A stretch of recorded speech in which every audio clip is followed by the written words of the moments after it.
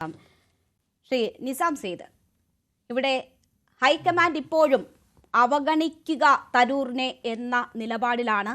എന്തെങ്കിലും പറയാനുണ്ടെങ്കിൽ AICC പ്രതികരിക്കും, മറ്റുള്ളവർ ഈ വിഷയത്തിൽ പ്രതികരിക്കേണ്ട എന്നൊരു നിർദ്ദേശം കൊടുത്തിരിക്കുന്നു എന്നാണ് മനസ്സിലാകുന്നത്. പക്ഷേ തരൂരിന്റെ ഓരോ വാക്കുകളും രാഷ്ട്രീയ നേട്ടത്തിനായി ഉപയോഗിക്കുകയാണ് BJP. അത് കഴിഞ്ഞ ദിവസങ്ങളിൽ ഇപ്പോൾ അടിയന്തരാവസ്ഥയെക്കുറിച്ചുള്ള ലേഖനമായാലും ഇന്നത്തെ പരാമർശമായാലും മോദിയുടെ ഓഫീസ് തന്നെ റീട്വീറ്റ് ചെയ്ത ലേഖനമായാലും ഒക്കെ അവർ അത് അവരുടെ നേട്ടങ്ങൾക്കായി ഉപയോഗിക്കുകയാണ്. കോൺഗ്രസ് ബന്ധം തരൂർ പൂർണ്ണമായും അവസാനിപ്പിക്കുന്നതിന്റെ സൂചനകൾ തന്നെയാണോ ഇത്? കോൺഗ്രസും തരൂരും തമ്മിലുള്ള ബന്ധം അപരിഹാര്യമാം വിധം അവസാനിച്ചു എന്ന് കരുതാൻ എനിക്ക് കഴിയുന്നില്ല. കാരണം വളരെ കോൺഫ്ലിക്റ്റിംഗ് ആയിട്ടുള്ള സിഗ്നൽസ് ആണ് ശശി തരൂർ നൽകുന്നത്. ഒരു വശത്ത് അദ്ദേഹം കോൺഗ്രസിന്റെ നയങ്ങളെ വിരുദ്ധമായി പ്രസ്താവന നടക്കുന്നു, നരേന്ദ്രമോദിയെ പ്രശംസിച്ചുകൊണ്ട് പ്രസ്താവന നടക്കുന്നു, ലേഖനങ്ങൾ എഴുതുന്നു. അതേസമയം തന്നെ നമുക്കറിയാം, അദ്ദേഹം ഒരു സർവേ, നമ്മൾ പറഞ്ഞു, ഒരു സർവേ പുറത്തുവിട്ടിരിക്കുന്നു. ആ സർവേയിൽ ഏറ്റവും കോൺഗ്രസിൽ നിന്നും കേരളത്തിലെ മുഖ്യമന്ത്രി സ്ഥാനാർത്ഥിയാവാൻ ഏറ്റവും യോഗ്യതയുള്ളയാൾ താനാണ് എന്ന് അദ്ദേഹം തന്നെ റീട്വീറ്റ് ചെയ്ത് അദ്ദേഹം തന്നെ അസേർട്ട് ചെയ്തിരിക്കുന്നു. അത് കോൺഗ്രസിലെ തന്റെ സാധ്യതകൾ ഇനിയും അവസാനിച്ചതായി അദ്ദേഹം കരുതുന്നുണ്ട് എന്ന് ഞാൻ വിശ്വസിക്കുന്നില്ല. ഈ തന്റെ സാന്നിധ്യം, തന്റെ വില കോൺഗ്രസിനുള്ളിൽ മനസ്സിലാക്കാനുള്ള ഒരു അവസാനവട്ട ശ്രമം നടത്താൻ ഇനിയും അദ്ദേഹം തുനിഞ്ഞേക്കും എന്നാണ് ഈ കോൺഫ്ലിക്റ്റിംഗ് ആയിട്ടുള്ള, ഈ വൈരുദ്ധ്യങ്ങളായിട്ടുള്ള സിഗ്നൽസിൽ നിന്നും എനിക്ക് മനസ്സിലാകുന്നു. പക്ഷെ അദ്ദേഹം നേരിടുന്ന ഒരു പ്രശ്നം, നമുക്കറിയാം, അദ്ദേഹം ഒരു കരിയർ ബ്യൂറോക്രാറ്റാണ്. അദ്ദേഹം ദീർഘകാലം അദ്ദേഹം ഡിപ്ലോമാറ്റ് ഒന്നും ആയിരുന്നില്ല, അദ്ദേഹം UN ജോലി ചെയ്തിരുന്ന ഒരു ഉദ്യോഗസ്ഥനാണ്. അപ്പം അദ്ദേഹത്തിന്റെ ജോലിയിൽ അദ്ദേഹം നിരന്തരമായ ഉയർച്ചകൾ നേരിട്ടുകൊണ്ടിരുന്നതാണ്. അദ്ദേഹത്തിന് ഇപ്പോൾ ഒരു കരിയർ സ്റ്റാഗ്നേഷൻ ഉണ്ടായിരിക്കുന്നു. ആ കരിയർ സ്റ്റാഗ്നേഷനിൽ നിന്ന് എങ്ങനെ പുറത്തു കടക്കാൻ പറ്റും എന്ന് സ്വാഭാവികമായി അദ്ദേഹം ആരായുന്ന ഒരു ഘട്ടമാണ്. കോൺഗ്രസിനുള്ളിൽ നിന്നുകൊണ്ട് ഇനി തിരുവനന്തപുരത്ത് ഒരു തെരഞ്ഞെടുപ്പിനെ നേരിടാൻ അദ്ദേഹത്തിന് കഴിയും, അതിനുള്ള ബാല്യമുണ്ട് എന്ന അദ്ദേഹത്തിന് വിശ്വാസമില്ല. അദ്ദേഹം കഴിഞ്ഞ തെരഞ്ഞെടുപ്പിൽ തന്നെ വളരെ ബുദ്ധിമുട്ടി കഷ്ടപ്പെട്ടാണ് അദ്ദേഹം വിജയം നേടുന്നത്. അതോടുകൂടി തകർന്നു വീണത് മുന്നണിയെ, താൻ നയിക്കുന്ന മുന്നണിയെ കേരളത്തിൽ വിജയത്തിലേക്ക് നയിക്കാനുള്ള കഴിവും ജനപിന്തുണയും തനിക്കുണ്ട് എന്ന പൊതുധാരണയാണ്. അദ്ദേഹത്തിന്റെ തന്നെ ജയം കഷ്ടത്തിലായപ്പോൾ, വളരെ ബുദ്ധിമുട്ടിലായപ്പോൾ അദ്ദേഹത്തിന് ഒരു മുന്നണിയെ വിജയിപ്പിക്കാനുള്ള കഴിവുണ്ട് എന്ന് ഇത് കേരളത്തിൽ ആരും വിശ്വസിക്കുന്നില്ല. മാത്രമല്ല, പല സർവേകളിലുമൊക്കെ അദ്ദേഹം മുന്നിൽ വന്നെങ്കിലും ഈ സർവേകളിൽ അദ്ദേഹത്തെ പിന്തുണയ്ക്കുന്നവർ അദ്ദേഹത്തിന് പോലും വോട്ട് ചെയ്യുന്നില്ല എന്നുള്ളതാണ് കഴിഞ്ഞ തെരഞ്ഞെടുപ്പിൽ നമുക്ക് ബോധ്യമായത്. അതായത് തിരുവനന്തപുരത്തെ അദ്ദേഹത്തിന്റെ സ്വാഭാവികമായ കോൺസ്റ്റിറ്റ്യുവൻസി എന്ന് നമ്മൾ കരുതുന്ന അപ്പർ മിഡിൽ ക്ലാസ് സിറ്റി മണ്ഡലങ്ങളിലെല്ലാം അദ്ദേഹം വളരെയേറെ പുറകിൽ പോയി. അവിടെ കോൺഗ്രസിന്റെ ബേസ് വോട്ടുകൾക്ക് അപ്പുറത്തേക്ക് അദ്ദേഹത്തിന് വോട്ടുകൾ നേടുവാൻ കഴിഞ്ഞില്ല എന്നുള്ള ഒരു യാഥാർത്ഥ്യമാണ്. അദ്ദേഹം വിജയിച്ചത് മത്സ്യത്തൊഴിലാളികളും ന്യൂനപക്ഷങ്ങളും ഒക്കെ തിങ്ങിപ്പാർക്കുന്ന നിയോജക മണ്ഡലങ്ങളിലെ പിന്തുണ കൊണ്ടാണ്.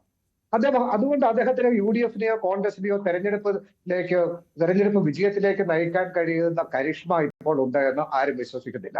ഈ സർവേ തന്നെ പുറത്തു വന്നതിൽ അദ്ദേഹത്തിന് ചില പങ്കുണ്ട് എന്ന് പറയുന്നു. അദ്ദേഹവും കോൺഗ്രസ് പാർട്ടിയുമായി ഇപ്പോൾ ഒരു വാർ ഓഫ് അട്രിഷൻ എന്ന നിലയിലെത്തിയിരിക്കണം.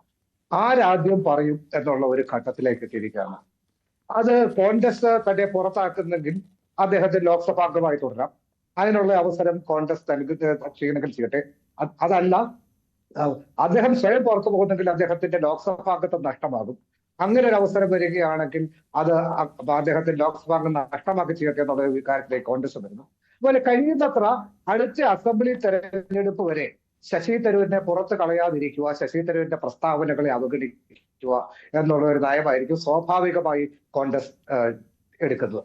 ഒന്നുകിൽ ഇപ്പോൾ തീരുമാനിക്കുക, അല്ലെങ്കിൽ ഇത് ഒട്ടും വലിച്ചു നീട്ടാതെ എത്രയും പെട്ടെന്ന് തന്നെ ഇതിനൊരു തീരുമാനമെടുക്കുക, അല്ലെങ്കിൽ അടുത്ത അസംബ്ലി തെരഞ്ഞെടുപ്പ് വരെ തരൂരിനെ തുടരാൻ അനുവദിക്കുക എന്നുള്ളത്. പക്ഷെ തരൂരിന് BJP-യിൽ ചേരാൻ കഴിയും എന്ന് ഞാൻ കരുതുന്നില്ല.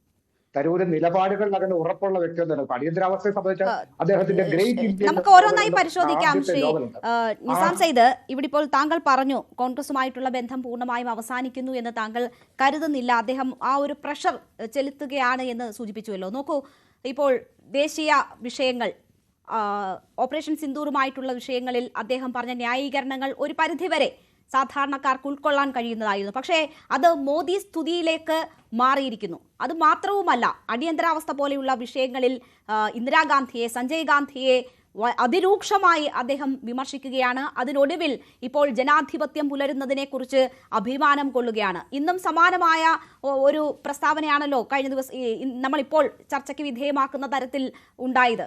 അപ്പോൾ അതൊന്നും അപരിഹാര്യമായ കാര്യങ്ങളാണ് എന്ന് താങ്കൾ കരുതുന്നുണ്ടോ? ഏതെങ്കിലും തരത്തിൽ കോൺഗ്രസുമായി യോജിച്ചു പോകേണ്ടുന്ന ഒരു പ്രവർത്തക സമിതി അംഗം പറയേണ്ടുന്ന വാക്കുകളും കാര്യങ്ങളുമാണോ തരൂരിന്റെ ഭാഗത്തു നിന്നും ഉണ്ടാകുന്നത്?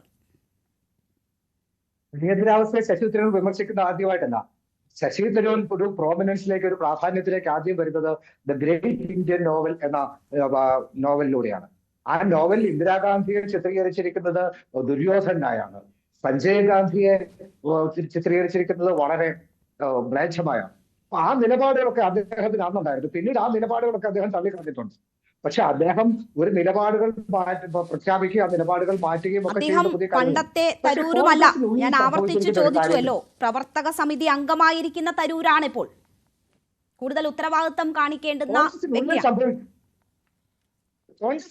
സംഭവിക്കുന്ന ഒരു കാര്യം.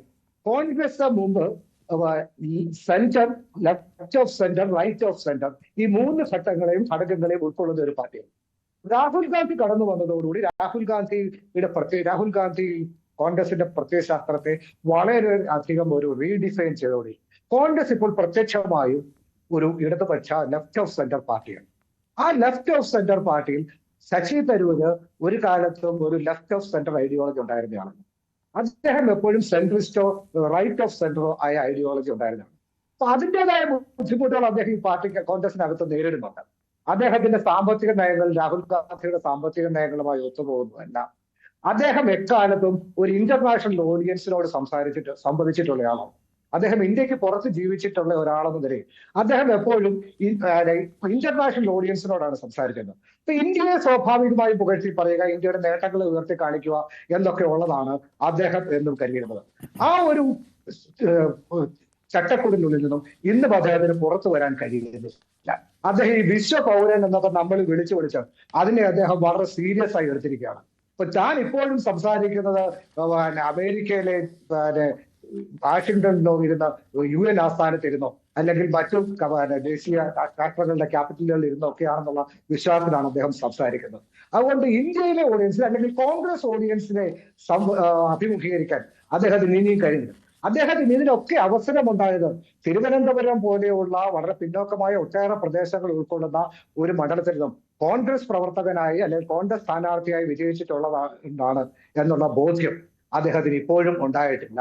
ആ ബോധ്യം അദ്ദേഹത്തിന് ഉണ്ടാകാതെ അദ്ദേഹം ഇപ്പോഴും വിശ്വ പൗരൻ എന്നൊക്കെ ഇങ്ങനെ ചവഞ്ഞു പറഞ്ഞാൽ ഇനി അദ്ദേഹത്തിന് തിരുവനന്തപുരത്ത് സാധ്യതകളില്ല. അതുകൊണ്ട് തന്നെ അദ്ദേഹം പുതിയ സാധ്യതകളെ കുറിച്ച് ആരായും. പക്ഷേ അദ്ദേഹത്തിന് സ്വാഭാവികമായും അദ്ദേഹത്തിന് വളരെ ന്യായമായ ചില ആവലാതികളുണ്ടെന്നാണ് ഞാൻ മനസ്സിലാക്കുന്നത്. അദ്ദേഹത്തിന് ലോക്സഭയിൽ പ്രസംഗിക്കാൻ അവസരങ്ങൾ ലഭിക്കുന്നില്ല. ലോക്സഭയിൽ പ്രസംഗിക്കാൻ അവസരം ലഭിക്കാത്തതുകൊണ്ട് അദ്ദേഹത്തിന് ശക്തമായ നിലപാടുകൾ എടുക്കാൻ കഴിയുന്നില്ല. ലോക്സഭയിൽ അദ്ദേഹത്തെ സംസാരിക്കാൻ അനുവദിക്കാത്തതിന് കോൺഗ്രസിൻ്റെതായ കാരണങ്ങളുണ്ട്. കാരണം അദ്ദേഹം പാർട്ടിയുടെ നിലപാടുകൾ തന്നെയാണോ പറയുന്നത്, പല കാര്യങ്ങളും പറയുന്നതെന്ന് കോൺഗ്രസിന് തന്നെ സന്ദേഹമുള്ളതുകൊണ്ട് അദ്ദേഹത്തെ കൂടുതലായി പ്രസംഗിക്കാൻ അനുവദിക്കുന്നില്ല. ഈ പ്രശ്നങ്ങളൊക്കെ നിലനിൽക്കുന്നത് കൊണ്ട് ഇത് സംസാരിച്ച് പരിഹരിക്കാൻ ഇനിയും അവസരമുണ്ട്. പക്ഷെ അതിനുള്ള ഒരു ഫ്ലെക്സിബിലിറ്റി ഇരുഭാഗവും ഇപ്പോൾ കാണിക്കുന്നില്ല എന്നുള്ളതാണ് ഒരു യാഥാർത്ഥ്യം. ശരി.